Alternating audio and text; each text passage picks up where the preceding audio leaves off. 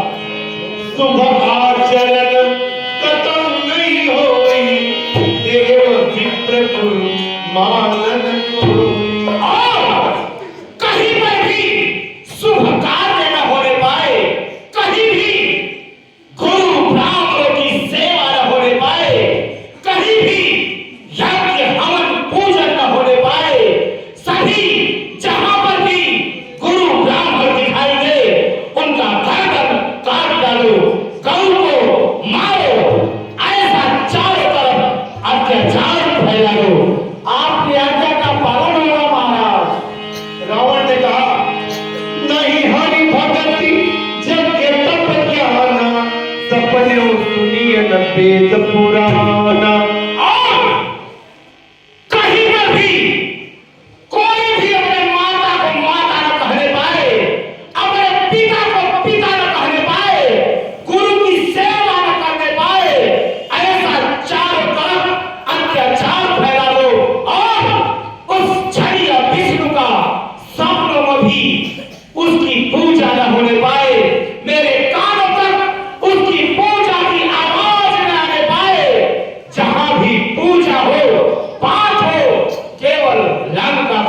राजा रावण रावण रावण की हो।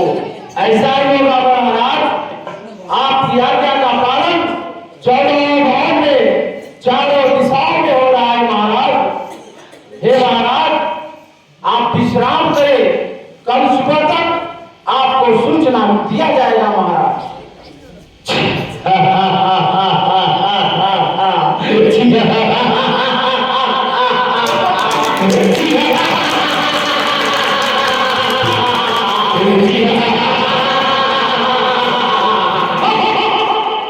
हे महाराज, आप आराम से विश्राम करें, कल सुबह आपको सूचना दे दिया जाएगा कि जहां कहीं भी पूजा पाठ गुरु ब्राह्मणों का सेवा हो रहा होगा, जिस गांव में धर्म का कार्य होगा उस गांव को आग लगा दिया जाएगा। जिस जगह उस छलिया का कथा का प्रसंग होगा वहां विध्वंस कर दिया जाएगा महाराज। आपकी आज्ञा का पालन होगा। बोले महाराज रंगेश की, बोले महाराज रंगेश की।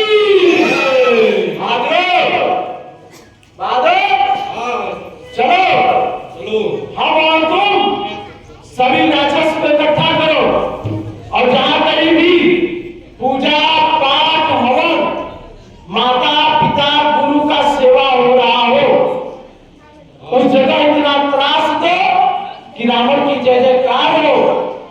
ठीक है, चलो चलो आक्रमण कर दिया जाए। जय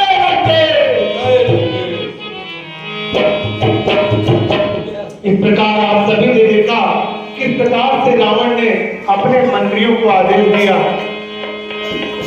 रावण ने कहा कि चारों तरफ सिर्फ और सिर्फ मेरी पूजा होनी चाहिए, कोई भगवान की पूजा न करे, कोई यज्ञ न करे, कोई पूजा न करे, जो भी पूजा करे मेरी पूजा करे। ऐसा आतंक रावण ने मचाया। पृथ्वी भी कांप गई रावण के अत्याचार से। रावण चारों तरफ अत्याचार करने लगा।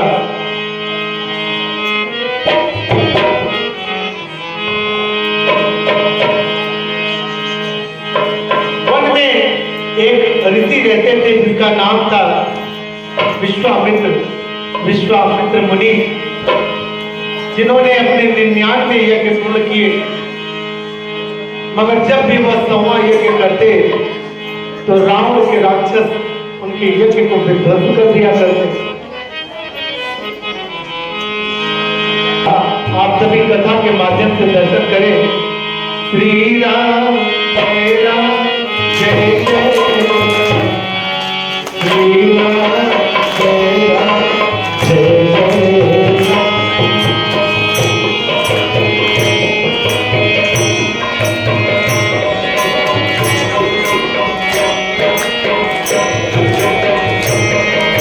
श्री राम जय राम जय जय राम।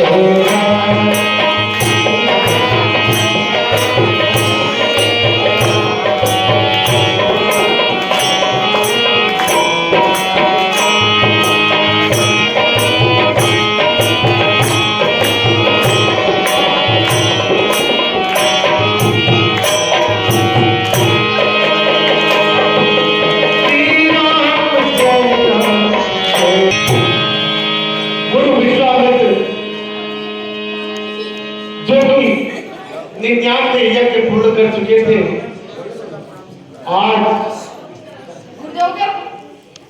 गुरुदेव के चरणों में जिसका करना स्वीकारो।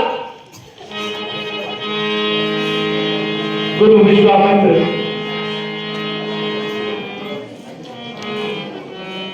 सदा प्रसन्न रहो, हे शिष्य चिरंकु सदा प्रसन्न रहो। हे शिष्य चिरंकु, मैं अपना 100वां यज्ञ पूर्ण करना चाहता हूँ, इसलिए तुम कुटिया के बाहर जाकर चारों तरफ निगरानी कराओ, कहीं कोई राक्षस छिप कर तो नहीं बैठा है। जो आज्ञा गुरुदेव।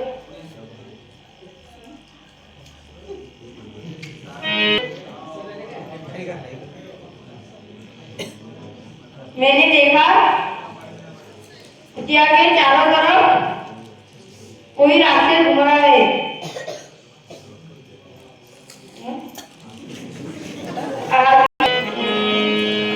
गुरु विश्वामित्र अपना यज्ञ करने लगे। उन्होंने 99 यज्ञ किए, मगर उनका 100वां यज्ञ पूरा नहीं हो पाया था। आज वह अपना 100वां यज्ञ पूरा करने की तैयारी में लगे। यज्ञ की तैयारी की गई और गुरु विश्वामित्र यज्ञ करने लगे।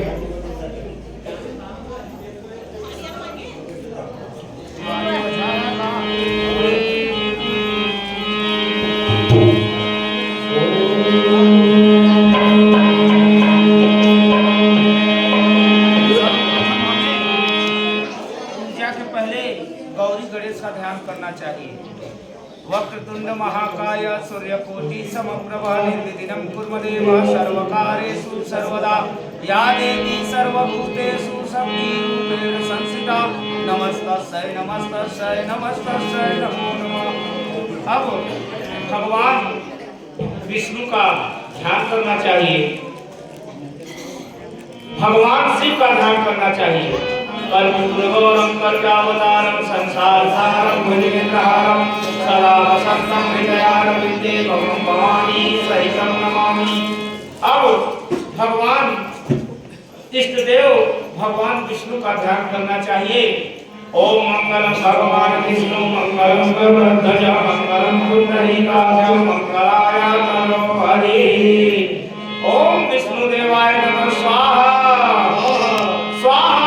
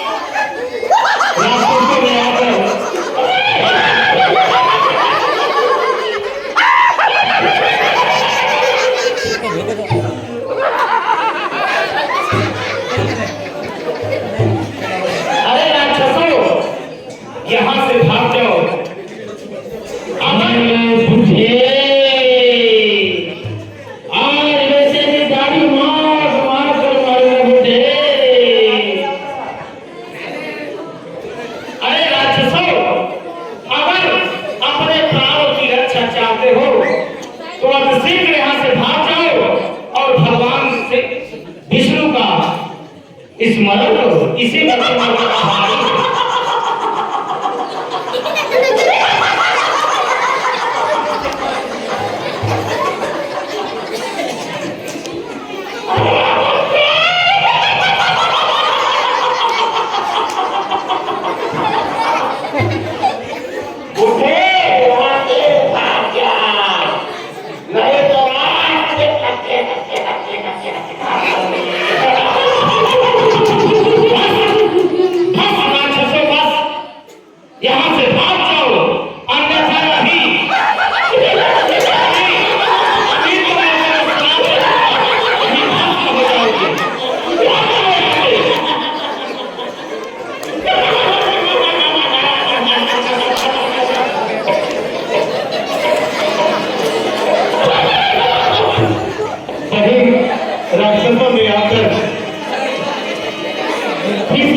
यज्ञ को ध्वस्त कर दिया। गुरु विश्वामित्र जी का यज्ञ पूरा नहीं हो पाया और गुरु विश्वामित्र जी अत्यंत दुखी हुए। उनके मन में बड़ी चिंता हुई। साधित नए मन चिंता व्यापी, हर विषु मरहि न निर्जर पापी। त्राहिमाम त्राहिमाम, हे प्रभु त्राहिमाम त्राहिमाम, हमारी रक्षा करो, हमारी रक्षा करो। त्राहिमाम त्राहिमाम त्राहिमाम।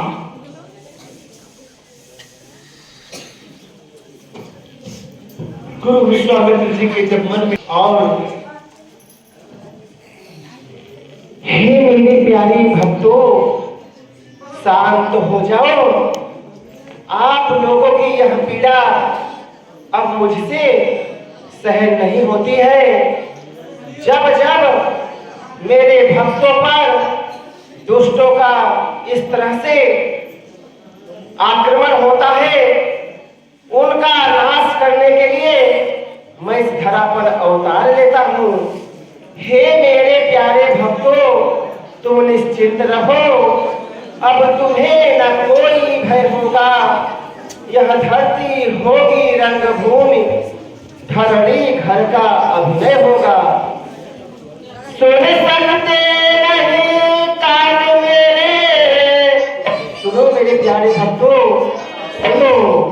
सुन सकते नहीं कान मेरे, और चक्रवर्ती सम्राट महाराज दशरथ के पुत्र राम और लक्ष्मण को अपने साथ लेकर आओ, वही आपकी रक्षा करेंगे। धन्य हो प्रभु, आप धन्य हो। बोले विष्णु भगवान की। अब हमें अतिशीघ्र अयोध्या नगरी जाना होगा। अपने यज्ञ की रक्षा के लिए राम और लक्ष्मण को अपने साथ लाना होगा। हे शिष्य चिरंकु, मैं अतिशीघ्र अयोध्या नगरी जा रहा हूँ। तुम मेरे कुटिया का ध्यान रखना। मैं अतिशीघ्र अयोध्या नगरी से राम और लक्ष्मण को लेकर अतिशीघ्र कुटिया में आ रहा हूँ। विश्वामित्र जी सीधे अयोध्या के लिए प्रस्थान किए। जब उन्हें पता चला कि भगवान श्री राम 4 भाइयों सहित अयोध्या में प्राकट्य उनका हो चुका है, तो उन्होंने सोचा कि मैं दशरथ से जाकर राम और लक्ष्मण को मांगूंगा और अपने यज्ञ को पूर्ण कराऊंगा। सीधे अयोध्या की तरफ विश्वामित्र जी ने प्रस्थान किया। राजा दशरथ का दरबार अयोध्या में लगा है। दशरथ की जो जयकार हो रही है।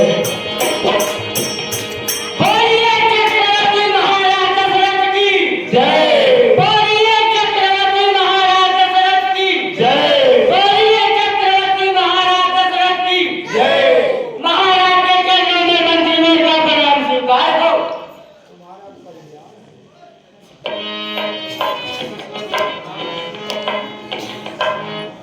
हे आर्य सुमंत, आप का कल्याण हो। हे आर्य सुमंत, है खुशी या गम अवध में, या प्रजा की चाल है, धर्मशाला और पाठशाला गौरों का भी कुछ ख्याल है। सब अच्छा है महाराज। हमारे राज्य में गौ ब्राह्मण विप्र की सेवा हो रही है अथवा नहीं। सब भली प्रकार हो रही है महाराज। ऐसा ही होना चाहिए सुमंत, क्योंकि बने हैं आज हम राजा प्रजा के ही बनाए थे, और उठी है यह धाक मेरी प्रजा के ही उठाए से। क्यों नहीं महाराज, क्यों नहीं?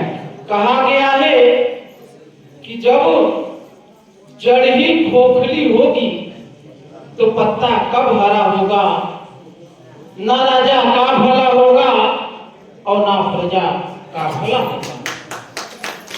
क्यों नहीं महाराज? हे प्यारे सुमंत, कहा गया है कि राजा अगर प्रजा से है तो प्रजा भी राजा से है।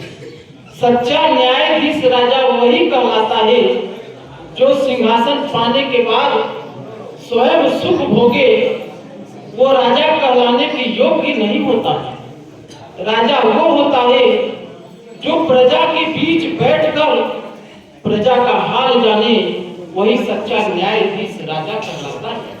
क्यों नहीं महाराज, क्यों नहीं? इसलिए आज मेरा ये चौथापन आ चुका है। मेरी प्रजा मुझसे सवाल करती है कि हे राजा, हे महाराज, आपके जाने के बाद इस अयोध्या नगरी का युवराज कौन होगा? मैं बड़ा चिंतित था कि ये तो बात सत्य है कि जब तक मैं हूं मेरी प्रजा का देखभाल मैं स्वयं कर सकता हूं, लेकिन मेरे जाने के बाद मेरी भोली भाली प्रजा किसके सहारे रहेंगे? इनका देखभाल, दुख और सुख कौन बांटेगा? इसलिए मैं चिंतित होकर मैं अपने गुरुदेव के पास गया। गुरुदेव से निवेदन किए, हे गुरुदेव, ये मेरी चिंता और मेरी विषय नहीं है। मैं अपनी चिंता नहीं करता हूं क्योंकि मैं एक क्षत्रिय हूं। मैं अपनी चिंता नहीं करता, मैं चिंता करता हूं तो अपनी प्रजा की। मेरी प्रजा सुखी है तो ये राजा भी सुखी है। इसलिए कुछ ऐसा उपाय करें कि मेरा युवराज, मेरा वंश आगे बढ़े, मेरे प्रजा का देखभाल करने वाला कोई मेरे अयोध्या में वंश हो। क्यों नहीं महाराज, क्यों नहीं? गुरुदेव ने मुझे उचित राय दिया, हे राजन, चिंता ना करो, समय से पहले भाग्य से ज्यादा कुछ मिलता नहीं है। मनुष्य कितना भी फटफटा ले, उसे कुछ मिलता नहीं है। समय आने पर वो स्वयं होता है। आपका समय आ चुका है, आपको पुत्र प्राप्ति अवश्य होगा। गुरुदेव ने कहा, आप पुत्र वस्ती यज्ञ कराएं जिससे आपके 4 पुत्र प्राप्ति होगा। मैंने गुरुदेव की आज्ञा मानकर मैंने पुत्र वस्ती यज्ञ करवाया, जिसमें अग्निदेव जी प्रकट हुए और मेरे तीनों रानियों को प्रसाद के रूप में खीर दिए। बोले, राजन, आप ये खीर अपने तीनों रानियों में बराबर बराबर हिस्से में बांट दो और आपको पुत्र प्राप्ति होगा। क्यों नहीं महाराज, क्यों नहीं?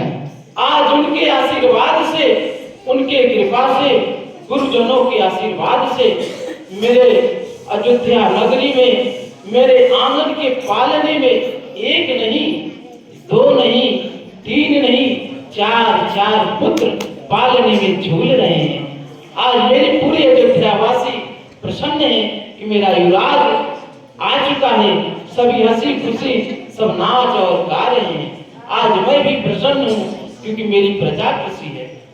मैं इसलिए नहीं प्रसन्न हूँ कि मेरे पुत्र हुए, नहीं, मैं इसलिए प्रसन्न हूँ कि मेरी प्रजा सुखी है तो राजा भी सुखी है। क्यों नहीं महाराज, क्यों नहीं? इसलिए हे राजन, आज खुशी का कारण आप हमारे प्रथम सिंहकौड़ी पर जाएं। कई वर्षों से, कई दिनों से मैं अपने प्रथम सिंहकौड़ी का कोई समाचार नहीं मिला है। ऐसा आभास होता है कि कोई साधु संत मुनि महात्मा आए तो नहीं है। अगर आए हों तो उन्हें आदर सम्मान के साथ उन्हें राजमहल के दरबार में लाया जाए। हे महाराज, विप्र चरण द्वारा हमें पता चला है ओ विश्वामित्र जी आए हैं।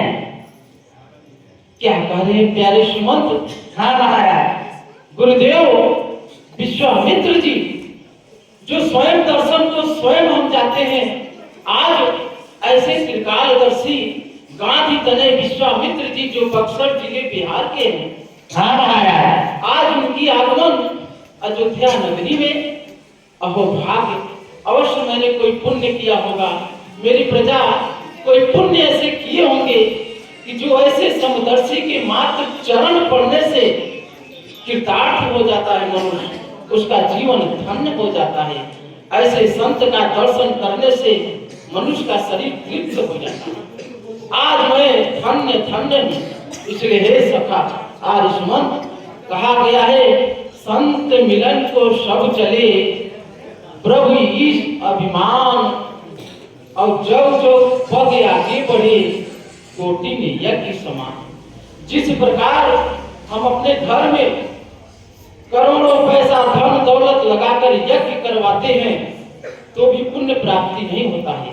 अगर एक संत घर पे आ जाए और घर से 4 कदम चलकर उनका सम्मान करने से वो यज्ञ के कई यज्ञ के पुण्य की प्राप्ति होती है। क्यों नहीं महाराज, क्यों नहीं? इसलिए आज हम राजा सब मोह माया त्याग कर हम अपने गुरुदेव के चरणों की आगवानी के लिए चलते हैं। आज उनके चरण स्पर्श कर मैं धन्य धन्य होऊंगा, मैं गंगा स्नान करूंगा। चलो उनकी आगवानी के लिए चलते हैं। सभी प्रजावासी को इकट्ठा करो, ढोल नगाड़े बजाओ। गुरुदेव की सेवा में कोई कमी नहीं होनी चाहिए, ये राजा का एक संकल्प है। चलिए महाराज, चलो प्यारे सुमंत, चलो। राजा दशरथ सभी मंत्रियों को लेकर जब उन्होंने सुना कि विश्वामित्र जी आए हैं तो सबको लेकर वह आगवानी के लिए चले। मुनि आगमन सुना जब राजा,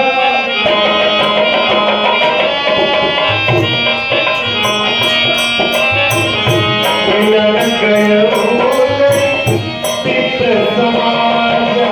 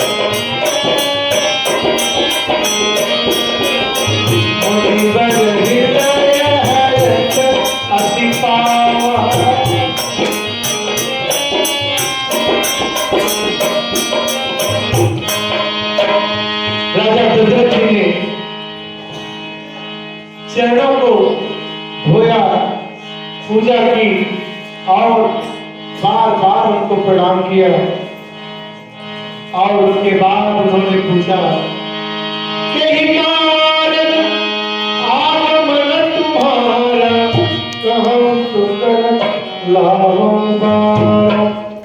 हे भगवान, हे कृपालु, करता हूँ प्रणाम नाय चरण में शीश। आशीर्वाद मुझे दीजिए परम पुरुष जगदीश।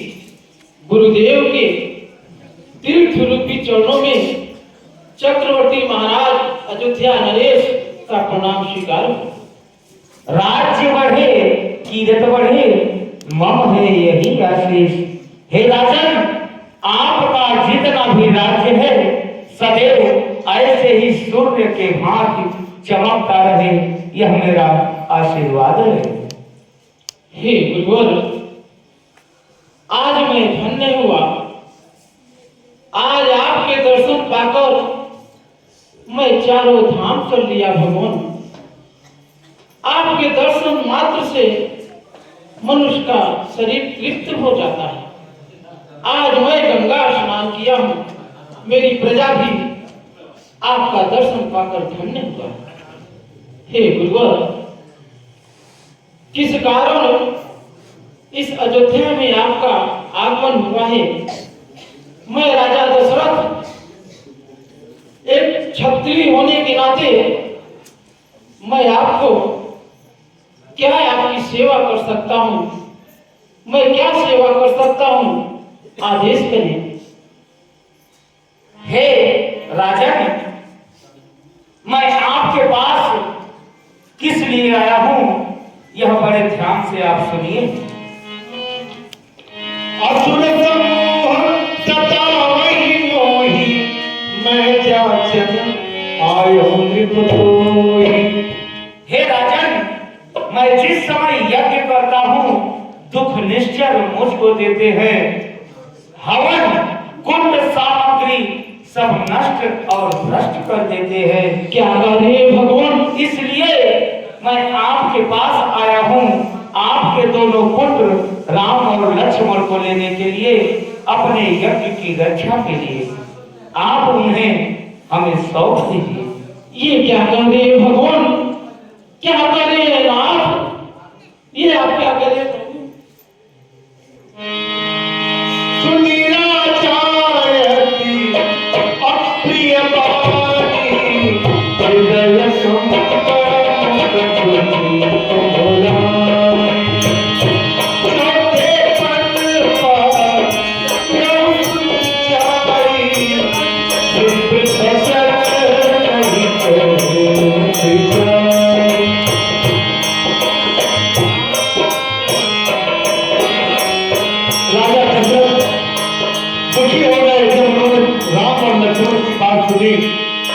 दशरथ ने कहा, हे प्रभु, ये आपने क्या मांग लिए नाथ? क्या मांग लिए भगवान? ऐसा लगता है कि आपने मेरे प्राण मेरे तन से अलग कर दिए भगवान। क्या मांग लिए प्रभु? क्या मांग लिए? ऐसा लगता है कि आज मेरी प्रजा अपने राजा से अलग होने की योग्य है प्रभु। ये आपने क्या मांग लिया नाथ? अभी तो मैंने अपने पुत्रों का मुख भी नहीं देखा भगवान। हे ईश्वर, हे विधाता, ये कैसी तेरी माया है? जब पुत्र नहीं था तो कोई नहीं था, आज पुत्र हुआ। एक पिता अपने बच्चों को खिलाने की वजह आप उसे लेने के लिए आ गए भगवान।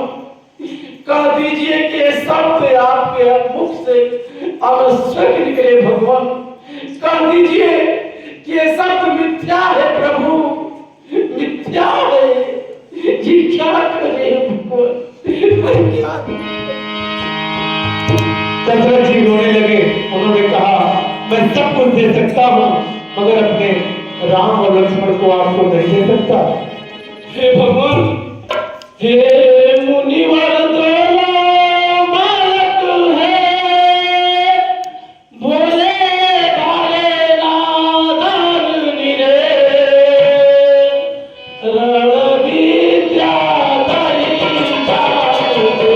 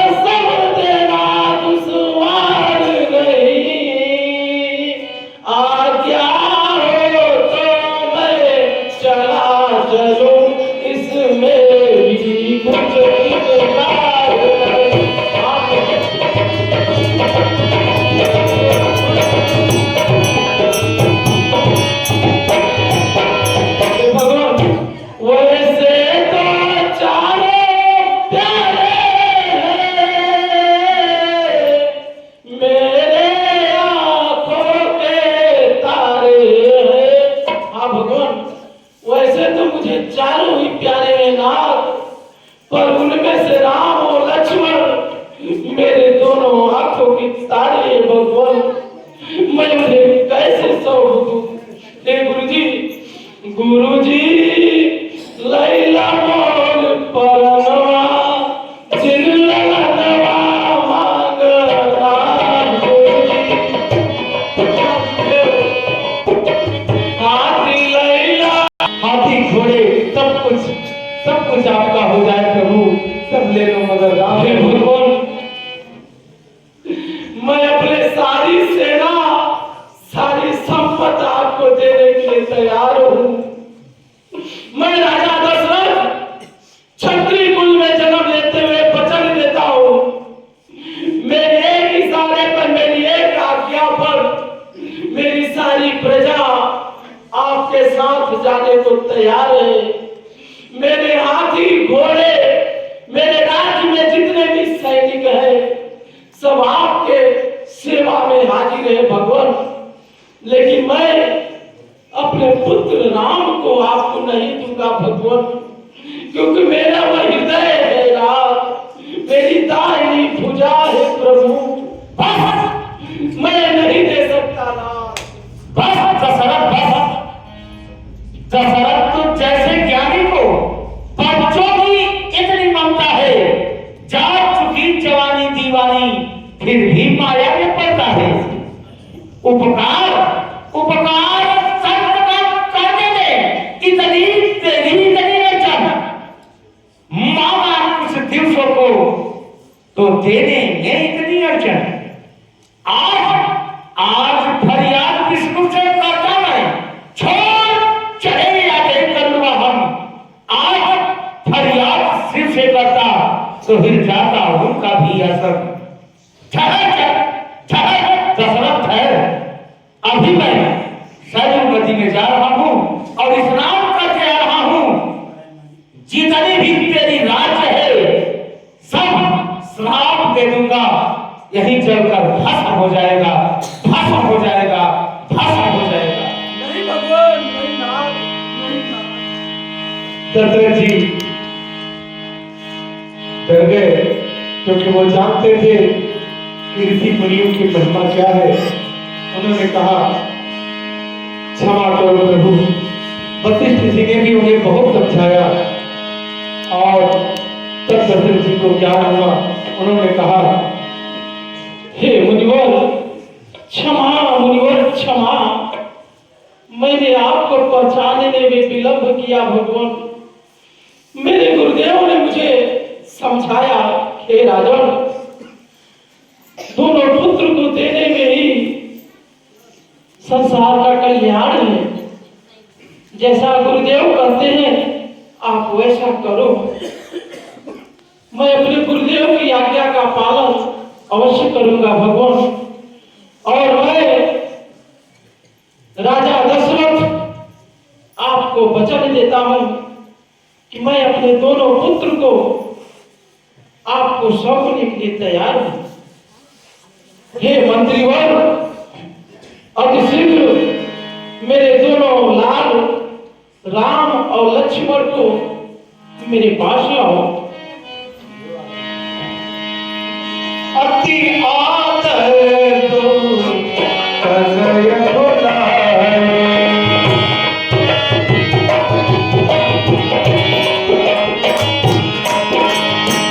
हृदय लाई बहु माति सिखाए।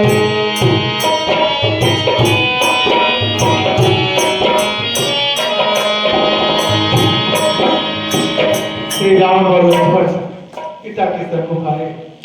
पिताश्री के चरणों में राम और लक्ष्मण का प्रणाम स्वीकार हो। पिताश्री, हे पुत्र, जिस प्रकार कमल का पुष्प एक कीचड़ में खिलता है फिर भी वो अति सुंदर होता है, उसी प्रकार आप उस पुष्प की तरह दोनों भाई यूं ही खिलते रहो, यही आशीर्वाद है हमारा।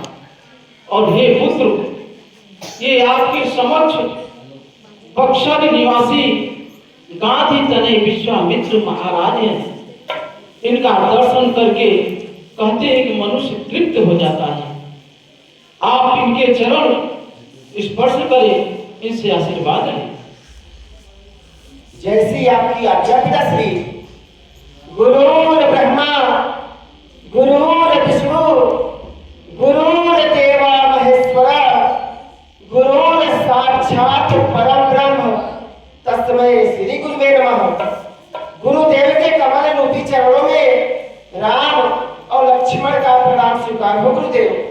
यशस्वी हो शिष्य राम और लक्ष्मण, यशस्वी हो।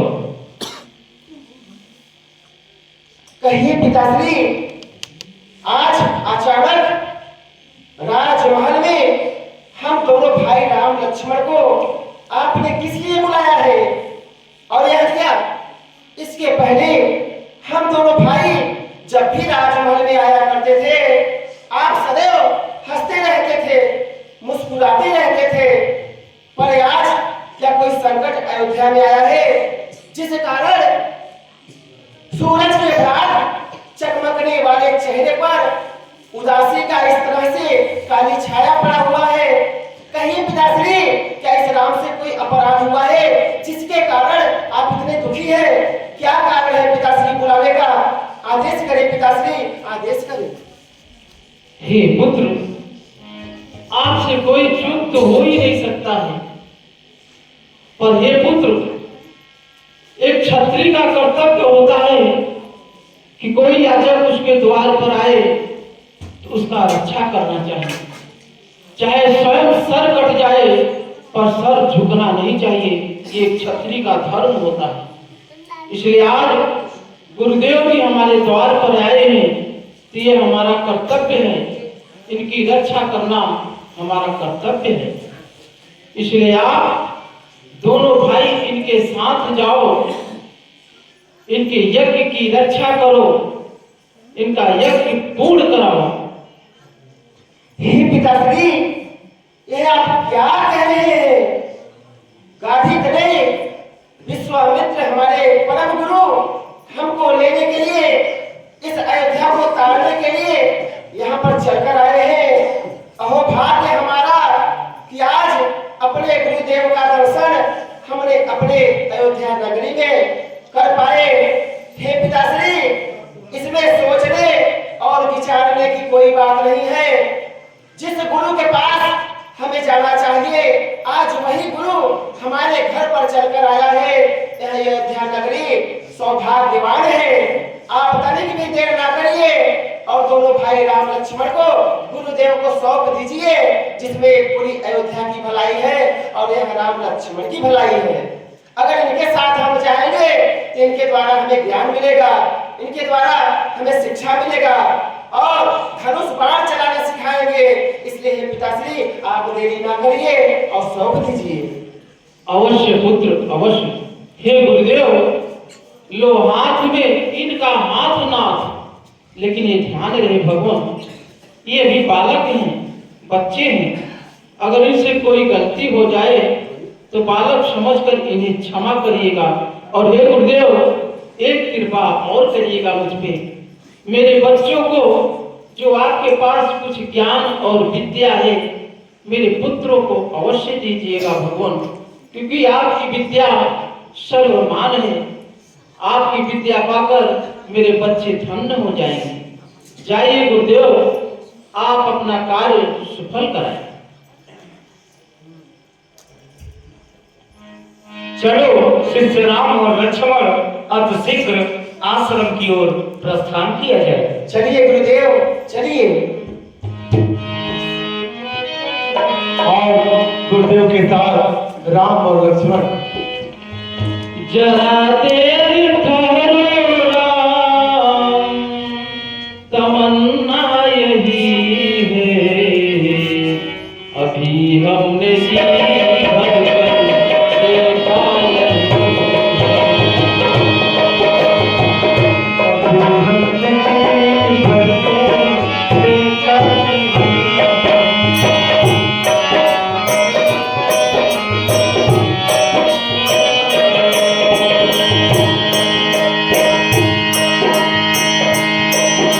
श्री राम और लक्ष्मण गुरुदेव के साथ उनका यज्ञ पूर्ण कराने के लिए गुरु विश्वामित्र के साथ चले।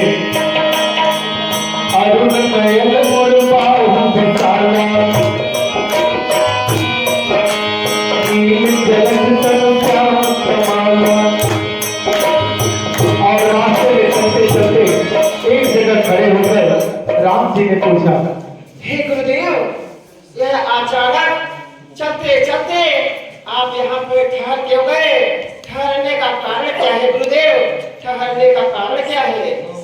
हे शिष्य राम, मैं इस कारण रुक गया कि हमारे आश्रम पर चलने के दो मार्ग हैं। पहला तो 3 दिन का और दूसरा 3 महीने का। हे शिष्य राम, 3 दिन वाले रास्ते पर बड़ी कठिनाइयां हैं। वहां तारका नामक राक्षसी वास करती है, जिसे 10,000 हाथियों का बल है और आए दिन वह गुरु ब्राह्मण मनुष्यों का आहार करती है। इसलिए मेरा कहना मानो, हमें 3 महीने वाले मार्ग से ही आश्रम की ओर प्रस्थान करना चाहिए। अरे नहीं गुरुदेव, नहीं, ये आप क्या कह रहे हैं? जिस राम लक्ष्मण को दुष्टों का नाश करने के लिए और अपने यज्ञ की रक्षा के लिए हमारे पिताजी से मारकर अपने साथ आप लाए हैं, आज उसी राम को उसके कार्य से आप दूर करना चाहते हैं। हे गुरुदेव, आप चिंता ना करिए और 3 दिन वाले रास्ते का चयन करिए, क्योंकि 3 दिन वाले रास्ते से अगर हम लोग चलेंगे तो आपके कुटिया के समीप यथाशीघ्र ही पहुंच पाएंगे और आपका यज्ञ कार्य संपन्न हो जाएगा। जो भी हमारे और आपके रास्ते में राक्षस आएंगे, अपने बाणों के द्वारा हम उनका संहार करेंगे। कोई किसी भी प्रकार का रुकावट नहीं कर सकता है। आप निर्भीक होकर 3 दिन वाले रास्ते का चयन करिए गुरुदेव। ठीक है शिष्य राम, चलो 3 दिन वाले मार्ग से ही आश्रम की ओर प्रस्थान किया जाए। चलिए गुरुदेव, चलिए। अलबेले राम मेरे अलबेले राम,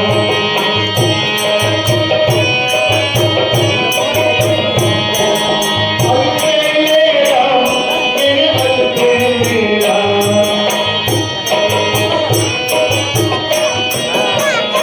तेरी धूम का मैं मेरे अलबेले राम।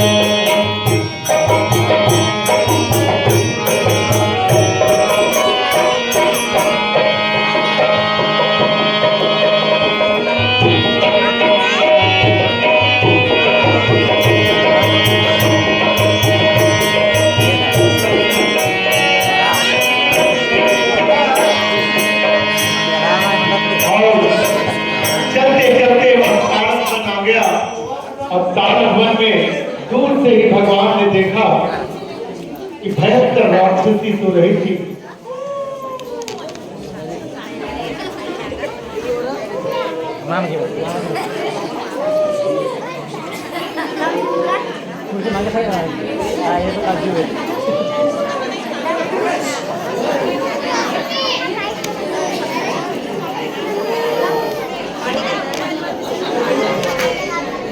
कौन है?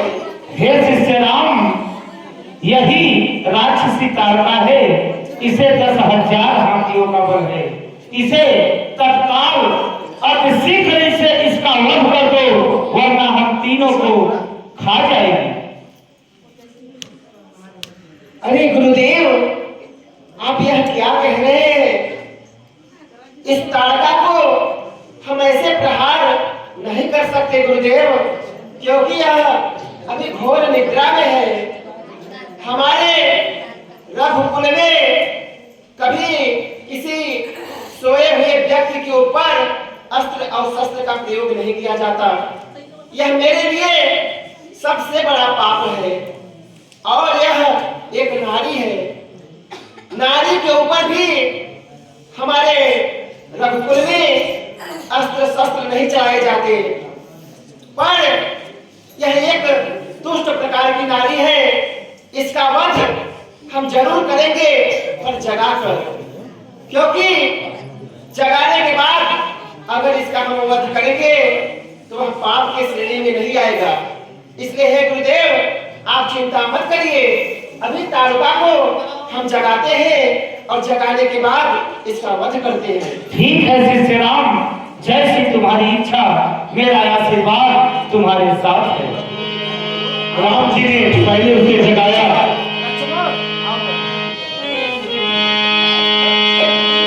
चले जात की न जगाई, अधिकार पावे धारी। चले जात की न जगाई,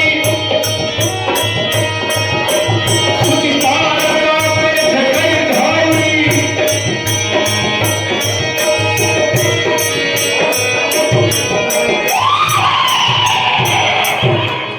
ताड़का उठी,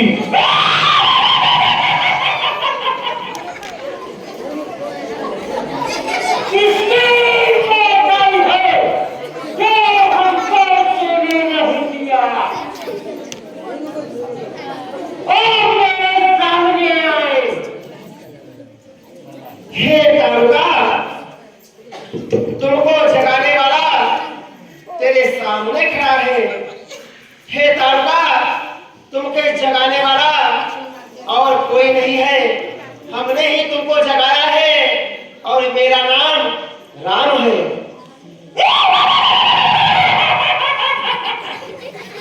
तुमने ही जगाया है। मैं तुम तीनों को खा जाऊंगी।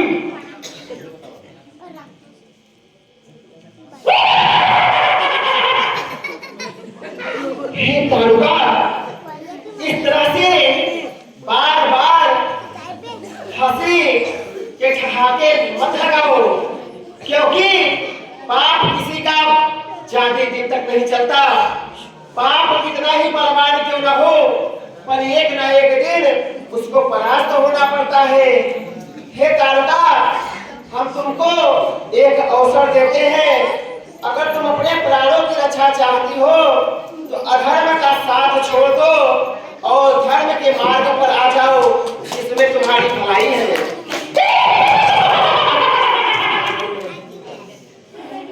मैं तारक वन में रहती हूँ, तारका मेरा नाम है। मैं तुम तीनों को खा जाऊंगी।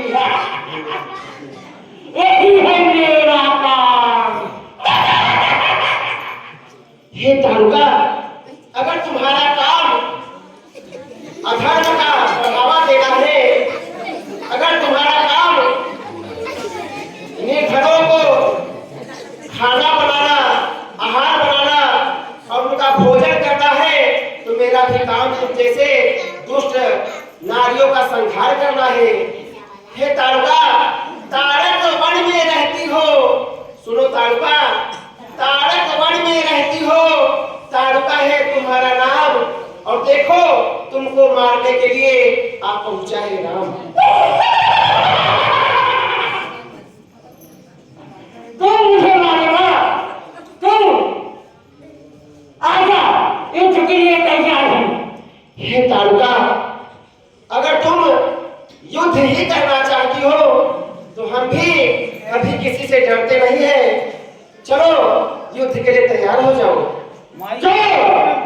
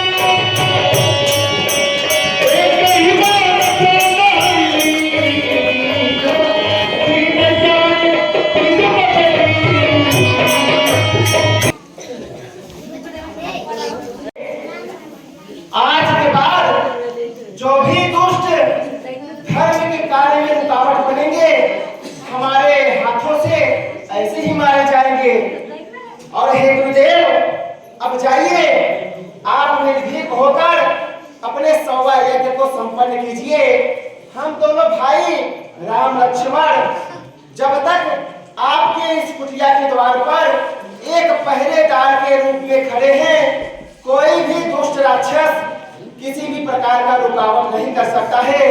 जाइए और निर्भीक होकर अपने संवायक को संपन्न कीजिए आप। ठीक है शिष्य राम, मैं यज्ञ शीघ्र जाकर अपना संवायज्ञ पूर्ण करता हूँ। जाइए गुरुदेव जाइए।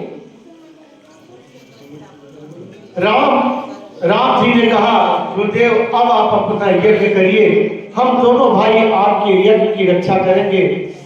श्री राम और लक्ष्मण दोनों भाई धनुष और बाण लेकर चारों तरफ कुटिया के रक्षा में लग गए। हर हर महादेव, हर हर महादेव।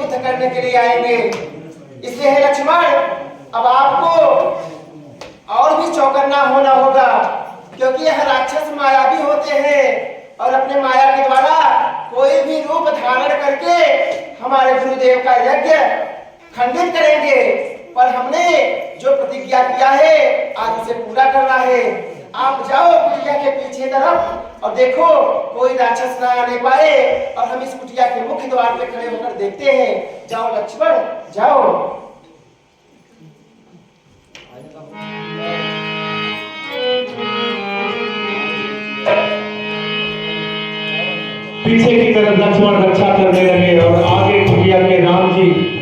और यह समाचार मारीच और अभी आप देखिए, मारीच और सुबाहु भयानक राक्षस भगवान के द्वारा मारे जाएंगे।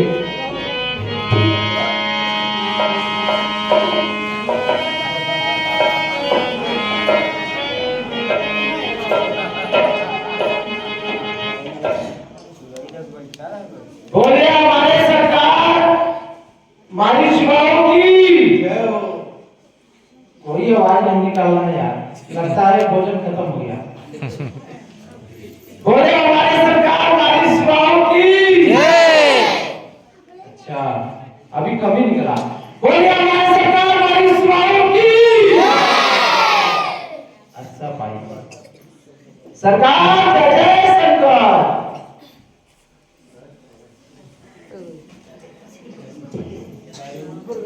जय जय शंकर, जय जय जय शंकर। कहो बहादुर, हमारे झंझट भर का क्या समाचार है? हे महाराज, आपके ठंडक वन का समाचार सब चांगला है महाराज। क्यों नहीं? मारीच सुबाहु के राज्य में सब अच्छा ही अच्छा होना चाहिए। आज मारीच सुबाहु सरकार प्रसन्न हुआ मंत्रिवर्ग।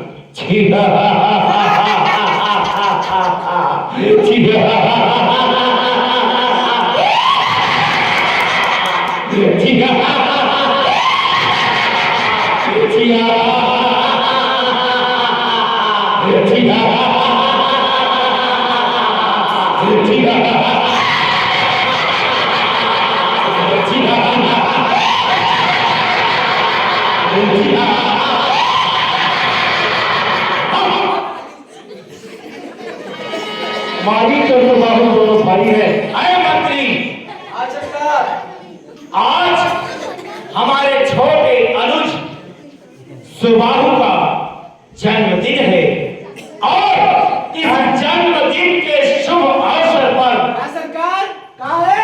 जन्मदिन है। जन्मदिन है। काय जाना अपने जिह्वा को लगाओ ते मंत्री, वरना तेरा धर्म क्या है? इनका क्या है? अभी सर से अलग कर दूंगा। सरकार इनका क्या है? जन्मदिन जन्मदिन।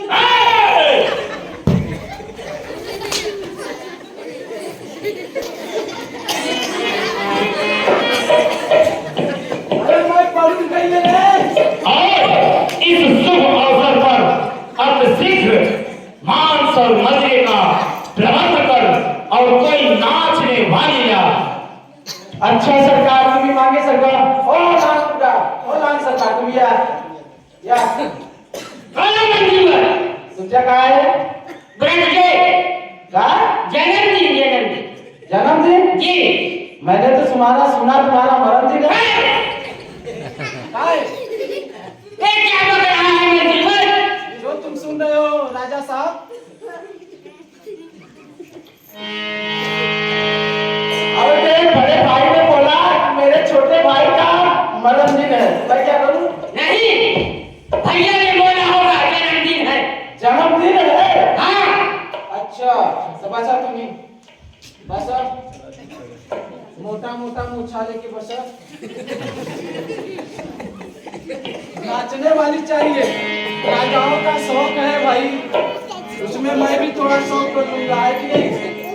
हाँ राजा साहब, तुम्ही बसा, मैं अत्तर जाता अत्तर आता पांडुरंगा, मैं जाता इसको लेके आता।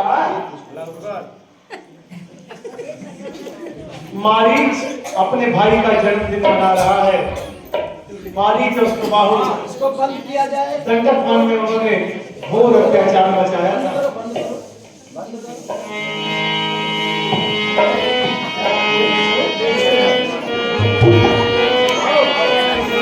हाँ सरकार, आ गई पुनः मिलो, आ गई।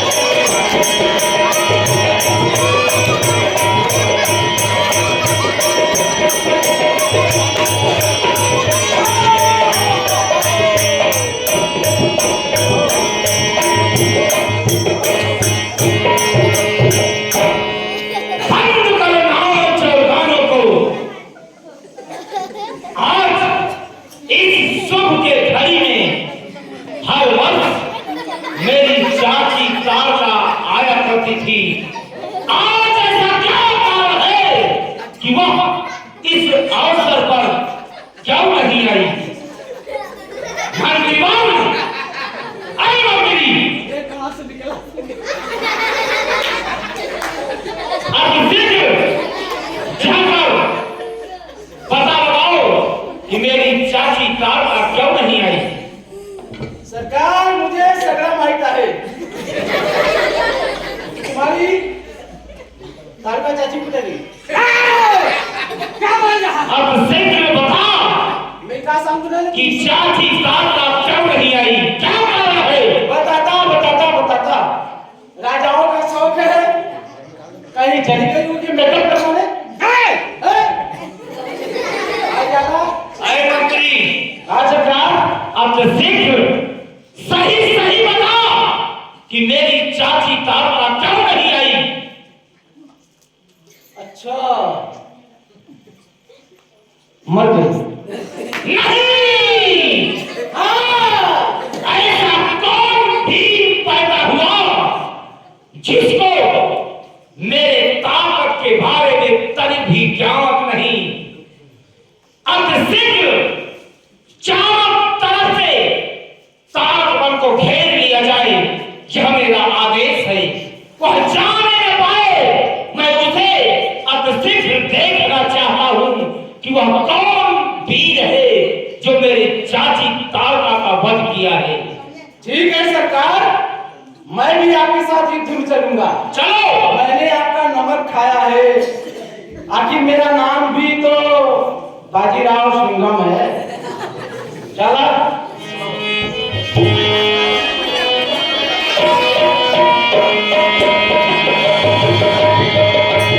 हमारी तस्वीरों वहीं तक पहुंचे जहां पर भगवान को भी सुरक्षा कर रहे थे।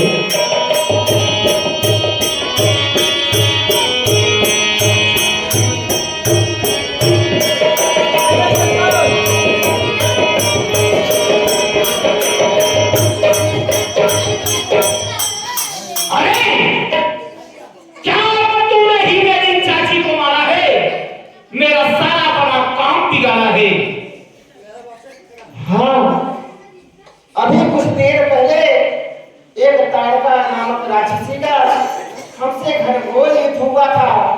हमने उसको बहुत समझाया पर वह हमारी बात को नहीं मानी और बार बार हमसे युद्ध करने के लिए प्रेरित करने लगी। युद्ध हुआ जिसमें हमारे हाथों से वह मारी गई। सरकार, जब मैं आपका नाम लिया इन्होंने गाली दिया और जब मैंने बताया आपको तो बहुत कहने की बात नहीं, लेकिन 2 मिनट थामा। आपका नमक खाया हूँ, आपके जाने के बाद मुझे चिंता होती है। तुम्हें 2 मिनट पढ़ते थामा, 2 मिनट समय दे। ये क्या कर रहा है? 1 और 1.5 ये क्या है पता है भाई? मैंने आपका नमक खाया हूँ तो नमक खिलाने नहीं करूंगा। ये आपके पूरे शरीर का कफन का नाम है।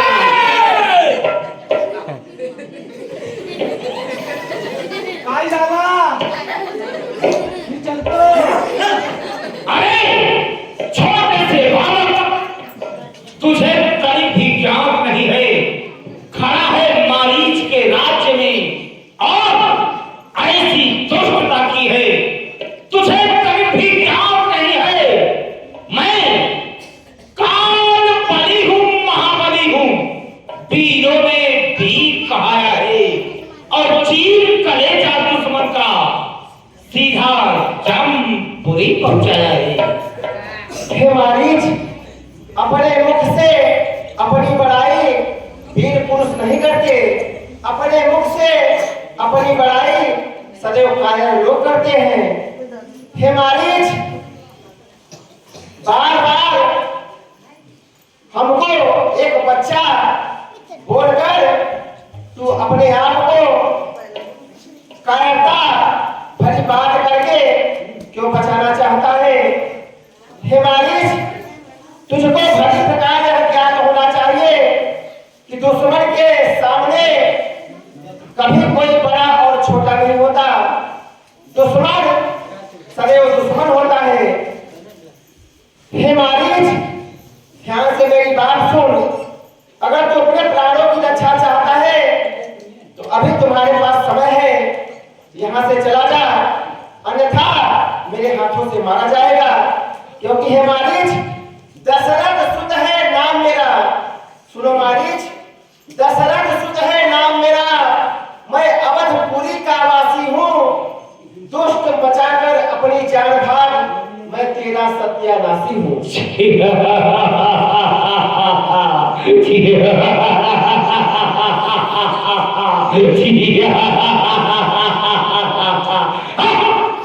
अरे मजदार जेल में इस धधकती आग को और मत छेड़ मुझ जैसे महाकाल को। अरे मारीच, बार बार इस तरह से हंसकर तू मुझे कमजोर नहीं कर सकता। नादान, हंसी अच्छी नहीं, इस हंसी पे तू रो जाएगा। नादान, हंसी अच्छी नहीं, इस हंसी पे रो जाएगा और मेरे तीखे बाणों से तेरा नशा चूर हो जाएगा। अरे मारीच मेरा नाम है, जाने जहान है, मेरे ही ताबे में जीत और परियां तमाम है। अरे मारीच, यूं बातें करने में तुझको लाज नहीं आती है। ये मारीच, यूं बातें करने में तुझको लाज नहीं आती है। कायर और डरी हुई नारी ऐसे ही चिल्लाती है। अरे छोटे से बालक सुन, जले को आग कहते हैं, बुझे को राख कहते हैं, उसमें से निकली हुई चिंगारी को मारीच सरकार कहते हैं। तो तू भी सुन ले मारीच, तू भी सुन ले कि मैं कौन हूँ। सच्चे योद्धा, सच्चे रघुवंशी, सच्चे योद्धा, सच्चे रघुवंशी रण से कभी ना हटते हैं। सच्चे योद्धा, सच्चे रघुवंशी रण से कभी ना हटते हैं और जब तक दुश्मन का सर काट ना ले पाँव को पीछे ना रखते हैं। अरे चलता हूँ माथे काम से, होता है पूरा काम, बिजली है मेरी दासी, बादल है मेरा गुलाम। अरे मारीच, हे मारीच, मेरी बात ध्यान से सुन। यूं बकवास न कर हे मारीच, इस तरह से बकवास न कर। होगा जो होने वाला है। नादान, तुझे यह याद रहे, रघुवंशी भट से पाला है। हम दर्द जरा आगे को बढ़, सब दर्द दवा बन जाएगी। अमर होश होश की बातें कर, सब होश हवा हो जाएगी।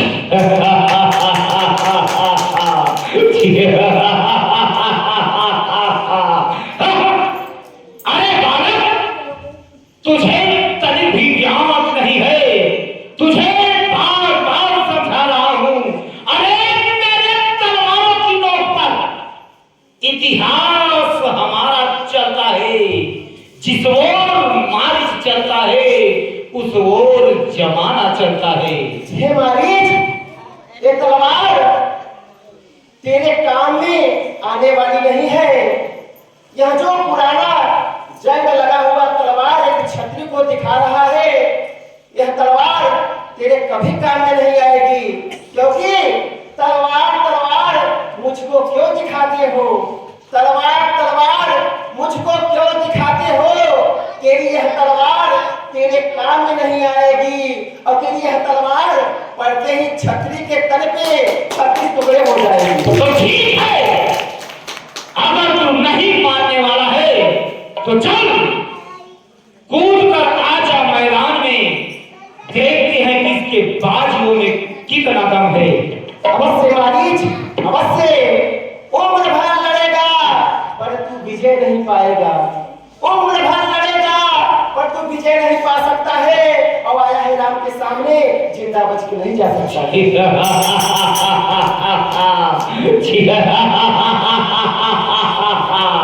तो ठीक है, राम युद्ध के लिए सावधान हो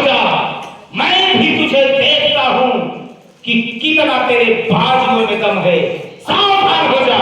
अवश्य मालिक, मैं युद्ध के लिए सावधान हूँ, तुम मरने के लिए तैयार हो जाओ।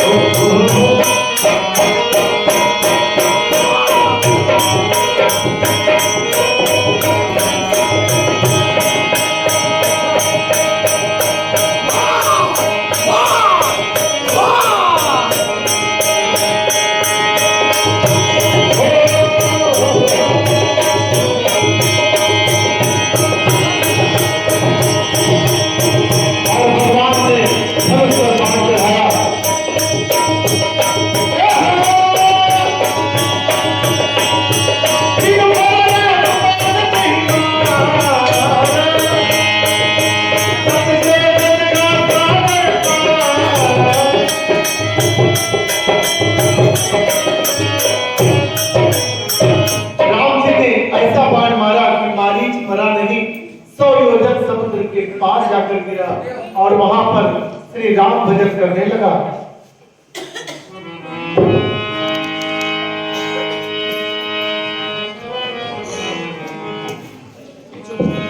उसके बाद उसका छोटा भाई सुबाहु आया। तुमने ही मेरे भैया और चाची को मारा है? हाँ, हमने ही मारा है। और अगर तुमने हमारी बात नहीं मानी तो मैं तुझको भी मार दूंगा। तू मुझे मारेगा? तू अभी बच्चा है, बच्चा ही है। हे बाबू, तू किसको बच्चा बोल रहा है? रण क्षेत्र में कोई बच्चा नहीं होता। हे बाबू, चींटी को जानते हो? इतनी छोटी होने के बाद भी बड़ी सी हाथी को डंक मार के गिरा देती है, पर कभी कोई हाथी चींटी को नहीं काट सकती। हे सुबाहु, अहंकार अहंकार इंसान को उस तरह से खा जाती है जिस तरह से कपड़े को कीड़ा खाती है। तुम लोग अभिमानी और अहंकार के वशीभूत होकर अधर्म का काम कर रहे हो, पर तुमको ज्ञान नहीं है। जब नाश मनुष्य की छाती है, पहले विवेक मर जाती है। जब मनुष्य का पतन नजदीक आता है, जब मनुष्य का अंत समय नजदीक आता है, तो वह पाप करता है तेरी तरह।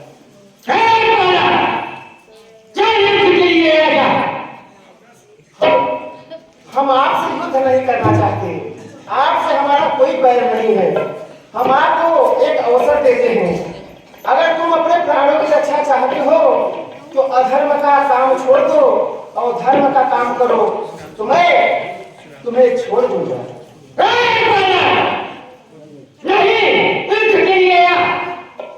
ठीक है, अगर आपकी इच्छा आपके भैया के पास जाने का है तो मैं आपकी यह इच्छा पूरी कर देता हूँ।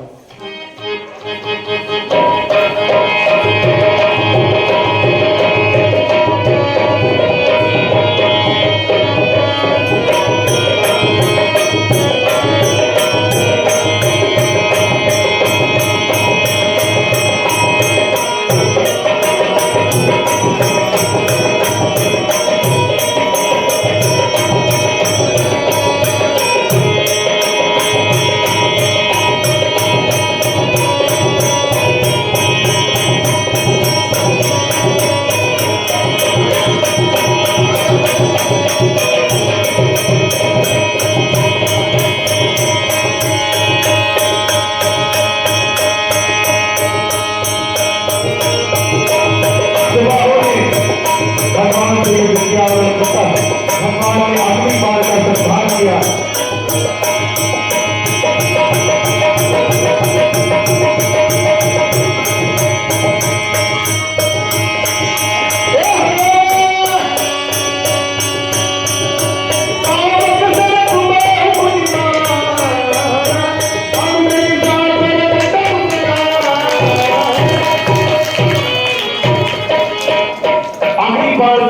प्रभाव का अंत हो गया। हेलो, पधारे हुए सभी हमारी माताएं बहनें, भैया लोग, बाबा लोग, यहाँ जितने भी श्रोतागण पधारे हैं, हम सभी काशी विंध्याचल धाम उत्तर प्रदेश से आए हुए विप्र मंडली कलाकारों के द्वारा सभी ग्रामवासियों का राम जी की कृपा से सभी के घर में मंगलमय हो, ऐसा मनोकामना हम करते हैं। और बहुत अच्छा लगा। और जब बीच बीच में कार्यक्रम अगर आपको कार्यक्रम हमें पता कैसे चलेगा कि हमको कार्यक्रम अच्छा लगा? भाई हम तो दिखा रहे हैं, लेकिन ताली हो जब बीच बीच में अगर तालियों की गूंज मिलती है तो कलाकारों को समझ में आता है कि हमारे श्रोतागण जितने बैठे हैं, माताएं बहनें, उन्हें कार्यक्रम अच्छा लग रहा है। क्योंकि ये भगवान राम का लीला है। हम भगवान राम जी का पद तो पा नहीं सकते, लेकिन उनके पद पर तो शब्द चलकर उनके जैसा मल्हार जुंबळे हा या ठिकाणी आलेला आहे। एक 2 मिनिटांमध्ये त्याचं नृत्य या ठिकाणी सादर होणार आहे, तरी सर्वांनी ते जरूर पाहावं। कोणी उठू नका, फक्त 5 मिनिटाचं नृत्य आहे।